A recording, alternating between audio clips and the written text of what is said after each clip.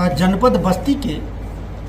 थाना पुरानी बस्ती अंतर्गत मेन हाईवे पे कल 28 मार्च 2025 को जरिए यूपी 112 के माध्यम से ये सूचना प्राप्त हुई थी कि बाबा ढाबा के बगल में एक गल्ला की जो दुकान थी उसमें लूट की घटना कारित हुई है। सूचना चूँकि गंभीर थी, इस सूचना पे तात्कालिक रूप से स्थानीय थाना, उच्चाधिकारियों के स्तर से फोरेंसिक की टीम, बाकी एसओजी और स्वाट की टीम पहुंच करके वहां तहकीकात प्रारंभ की गई थी। पीड़ित पक्ष द्वारा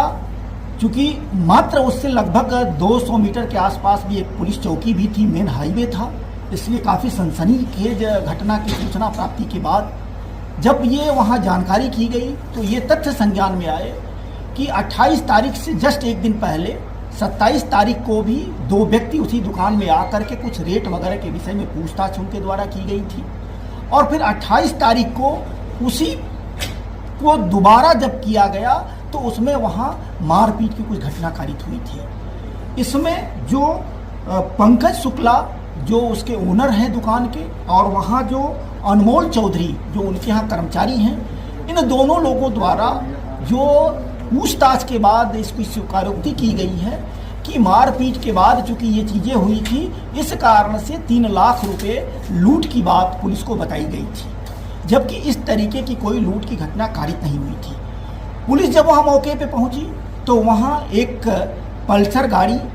इसके अलावा एक वहाँ इलीगल वेपन, एक हेलमेट और एक मोबाइल की बरामदगी हुई। तहकीकात के दौरान जब मोबाइल देखा गया तो मोबाइल में ही आईडी प्रूफ के रूप में आधार कार्ड और इसके अलावा अभियुक्त के फोटोग्राफ्स मिले, जिसकी उन्होंने पहचान की थी कि इनके द्वारा लूट कारित होने की बात बताई गई। इमीडिएट पुलिस वहां पहुंच करके उन दोनों व्यक्तियों को, जिसमें से एक नरेंद्र चौधरी और दूसरे वासिम पुत्र करीम, इनको पकड़ा गया। आमना सामना कराने के बाद ये तथ्य जब निकल के सामने आया कि इनके द्वारा जो फर्जी सूचना दी गई, जो नियमों के विरुद्ध है और सेंसेशन फैलाया गया, इस आधार पर थाना पुरानी बस्ती में समुचित धाराओं में अभियोग का पंजीकरण कराया गया। नियमानुसार झूठी सूचना देने वालों को कोर्ट के समक्ष पेश किया जा रहा है और ये जो 2 व्यक्ति बाहर से आके कल भी उनके द्वारा ये नरेंद्र चौधरी और वसीम द्वारा जो रुधौली क्षेत्र से आए थे, इनको भी अरेस्ट करके और सक्षम कोर्ट के समक्ष भेजा जा रहा है।